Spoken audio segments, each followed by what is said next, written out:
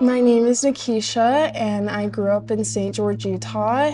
And growing up, my parents struggled with addiction, and I moved around a lot and wasn't really stabilized in a school and living with my grandparents most of the time growing up. And my mom relapsed, and I remember me and my brother, we were split up, and we went to our dad's house, and I lived with my dad and my stepmom for about 9 months. And during that time, I remember I didn't really have a connection with my dad, and just trying to live life as a child the best I could with not really any parenting or anyone to be there for me.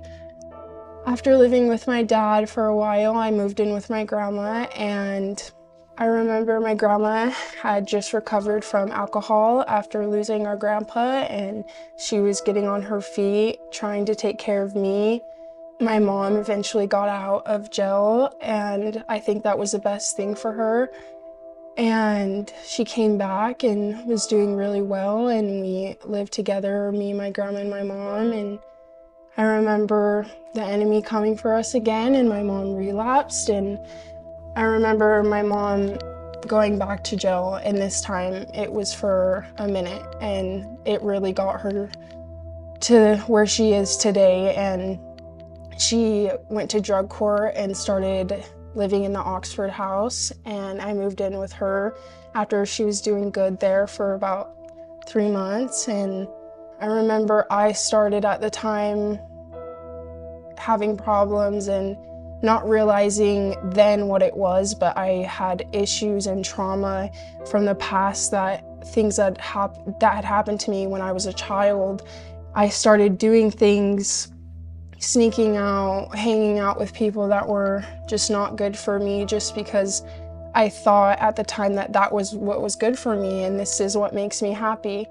When me and my mom moved into the Oxford house, I remember a friend of hers, Gigi, she had texted my mom, and me and my mom were going through a lot of trials at the time and just spats and normal teenage mother-daughter things. And Gigi had called my mom and asked her if she wanted to go to a revival. And I remember my mom hadn't picked up a Bible or talked about God for years. And so my mom said yes. And I know it's because God led her to do so. And so we went to the revival, and that night was amazing. Like, the people, the pastor, everybody that came, everybody that supported, like, it was a feeling that I've never felt before in my life, and I knew that it was different. And Gigi, she had got baptized that night, and I looked at her, and I saw like a difference. Like, I swear I saw a change, and she just was so happy. And then after that, that's when me and my mom and the enemy came after us, and we went through some things, and I was sent away. But during that time, my mom built her relationship with Jesus, and it was stronger than it ever has been. And she came and got me, and she helped me rekindle my relationship with Jesus. And I thank Gigi for texting my mom and bringing us to that revival. And I thank God for just making all of that happen.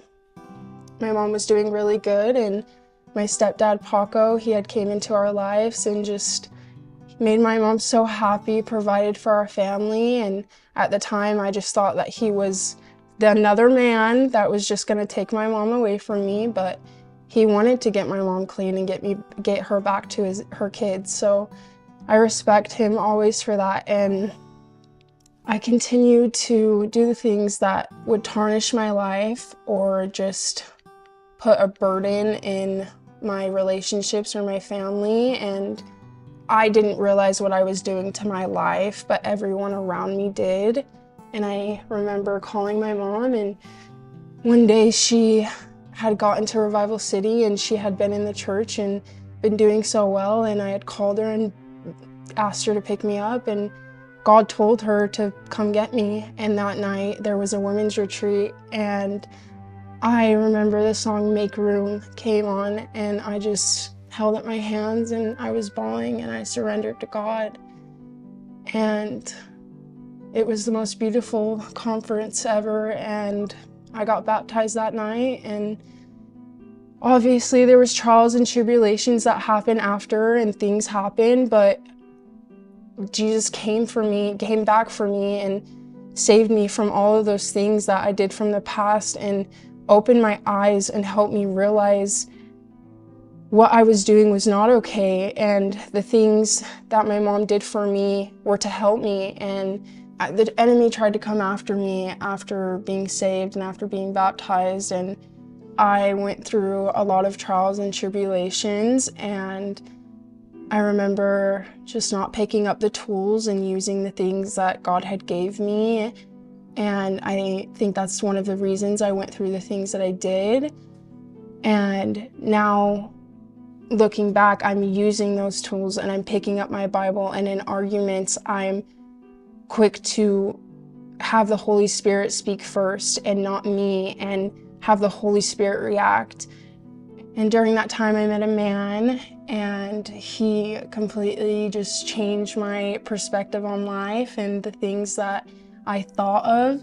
And I talked to him about like how I want my kids to know God and how I want our future to have God in it. His relationship with God and him getting a relationship with God made me want my relationship back. I just thank God for bringing him into my life, and I just want people to know that there is more than just religion, and there's more. You can have a deep connection and relationship with God, and it doesn't have to be this religious thing. And I pray that women my age can know that, and girls can know that, and they can come to Christ and know that it doesn't have to be about all of this. It's just you and God. And I thank God for what he's done in my life, and I thank God for the things that are going on and who I am today, because I could not do it without him. And I remember talking to my pastor the other day, and I told him, like, picking up the Bible and using the tools, like, it actually works. Like, it works. And we just laughed over it, because of course it works. Like, God is here and he is real, and I love him, and I thank him for what he's done in my life and where I am today. And yeah, and I am a child of God, and my name is Nakisha. Woo! Wait, is that it?